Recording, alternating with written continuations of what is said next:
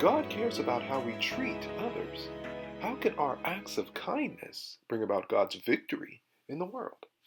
Obadiah is the shortest book of the Hebrew text, containing only one chapter, and Obadiah is one of the 12 minor prophets. Its central message concerns the destruction of Jerusalem, which had been carried out by the Babylonians in 586 BC. The Edomites played a pivotal part in the tragedy. Located south of the Dead Sea, the Edomites resided in proximity to Judah and could have provided a strategic advantage as protector. Situated to the southeast of Judah, and notwithstanding its relationship as a brother to Judah, Edom refused to come to Judah's assistance during the siege, and even assisted Babylon by ravaging Jerusalem and many of its people as refugees. And that brings us to our key verse for today, which reads, "The day is near when I, the Lord, will judge all godless nations. As you have done to Israel, so it will be done to you. All your evil deeds will fall back on your own heads." Obadiah verse 15. Obadiah receives the prophetic instruction from an unspecified divine council. Acting on a rumor from God, the council condemns the decision of Edom to contribute to the detrimental siege against Israel. The prophetic message is structured as if it were being addressed directly to the Edomites.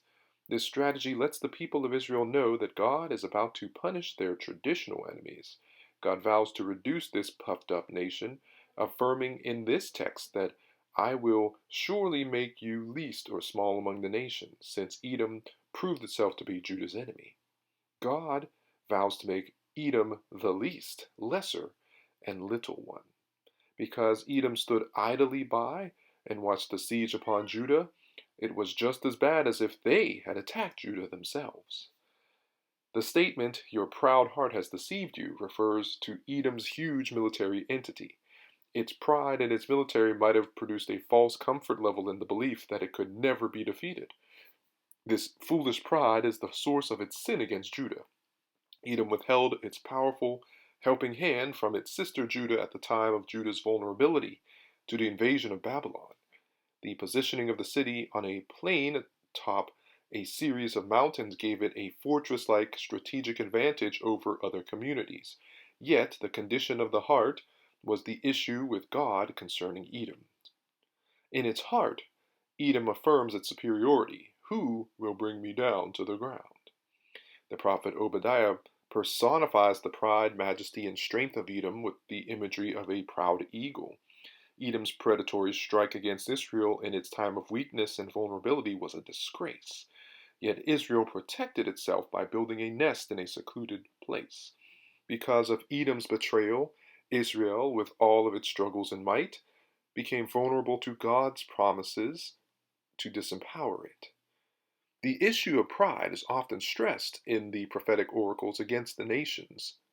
In Obadiah's prophecy, God brings down even the prideful, saying, "You soar, but I will bring you down." The prophet begins his message by announcing judgment against all the nations. God's victory over Edom is a foretaste of his victory and sovereignty over competing human powers of the world. In effect, Edom accomplished evil and would receive its reward, understood in the Hebrew word asah, meaning to do or to make, accomplish, advance, or appoint. The punishment of God in the day of the Lord will return upon their own head. God will avenge, defend, deliver, help, preserve, rescue, bring salvation, and get the victory. And ultimately, the victory and salvation pronounced in Obadiah is a bold affirmation that in the end, the kingdom will be the Lord's.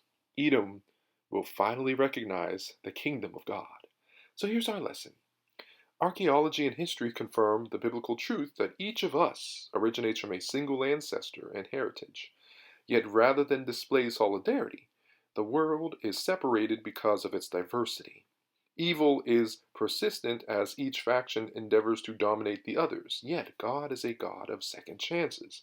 Over and over again, we have seen the mercy and power of God in our lives, working through people who act in brotherly and sisterly love in times of trouble for our families and communities.